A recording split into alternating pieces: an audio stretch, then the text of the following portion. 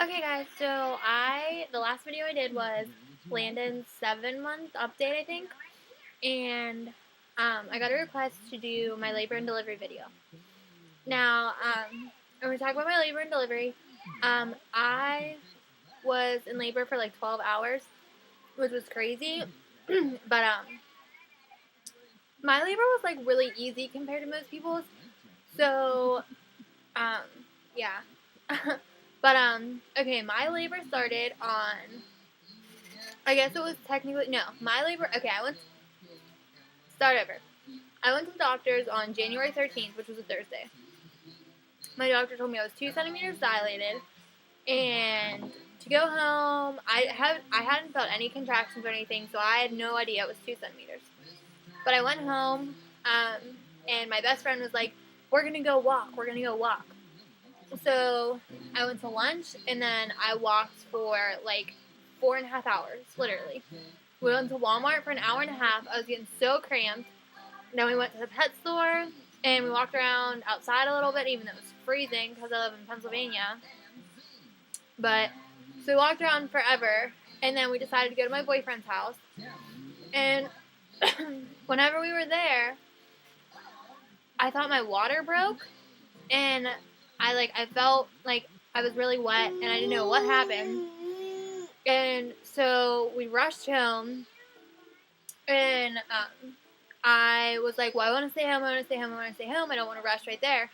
So that was probably about like 10 o'clock. So I laid in bed, waited. We figured that it wasn't my water because I didn't continue to drip. So we went to sleep, and I woke up at like 2 o'clock in the morning. I was really uncomfortable. I thought it was Braxton Hicks. I was like, all right, I'm going to go back to sleep. Couldn't really go back to sleep. Called my doctor at like 3:30. He told me that he thought it was Braxton Hicks. And to take 2 Tylenol, a warm bath, and go back to sleep. So I took 2 Tylenol, and I tried to go back to sleep, and then around like 4 o'clock, I started timing my contractions. At that point, they were like 5 minutes exactly apart, and they were really intense. They hurt real bad.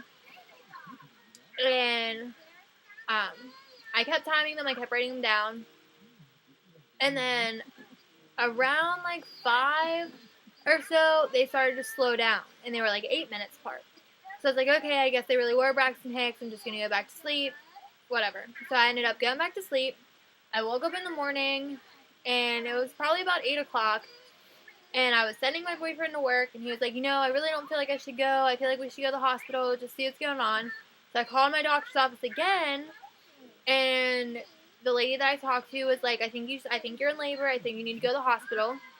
So I reluctantly packed all my stuff because I thought I was not in labor, and I thought they were just going to send me home because it was 2 days before my due date. So, like, for me to go early, I thought that would never happen. So we finally got there, and I was literally, like, I walked in the door. They put me in a wheelchair, even though I could still walk. They put me in a wheelchair. I got upstairs. We got to the hospital at 10 o'clock.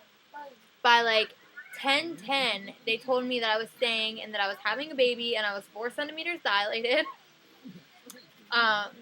My doctor came in, like, 5 minutes after that, broke my water, and they literally, like, and took my blood work and everything. They got my IV started of, like, just fluids. And then an hour after I was there, they came in, they gave me my epidural. My contractions were pretty bad, but they weren't, like, unbearable. It just felt like after I had the contraction that I was going to throw up. So I got my epidural. Literally, they told me I'd feel 3 more contractions. I felt no more contractions after my epidural. Like, as soon as they put it in, I was completely fine. I had no more contractions. I got a little bit nauseous after the epidural, so they gave me IV Zofran. And I had that. And then probably like an hour after the epidural, my contractions were slowing down a little bit, so they gave me a low dose of Pitocin just to keep my contractions close together, so when it was time to push, I wouldn't have like big resting periods in between my contractions. So I had that, and by the time like all this was over, it was probably like 1 o'clock. So they told me to get some rest. I laid there. I called very, very few people and told them that I was in labor and I was having my baby. And so I did that. I rested for a little bit. Like, I felt like after they gave me the epidural, my labor went so fast because she came in like at 1 or something after they did the Pitocin and everything, and I was already 8 centimeters dilated.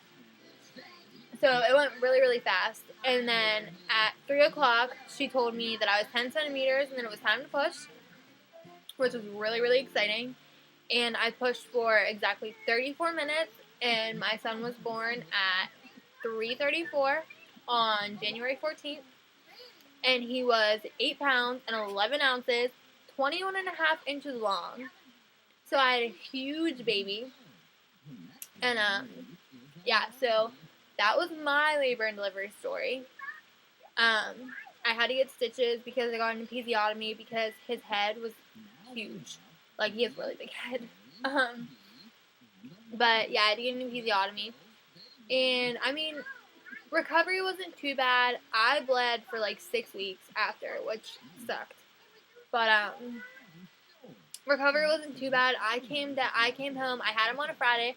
I came home Sunday morning, and I took my Christmas tree down the day I came home from the hospital. So I wasn't that sore or anything. Like, I was up and walking after labor. Like, I wasn't that sore, but my stitches were probably the worst because it, like, burns when I peed. But besides that, I was good. So yeah, that was my labor and delivery. I was in labor from, like, I mean, I guess I was probably in active labor from, like, in the middle of the night or something so I was probably in labor for about 12 hours. But I didn't know I was in labor until like 10:30 the next morning when I was 4 centimeters dilated. So, yeah. And I'm going to do an update after this, do my son's 9.5-month update. So, look for that, and I will talk to you guys later. Bye.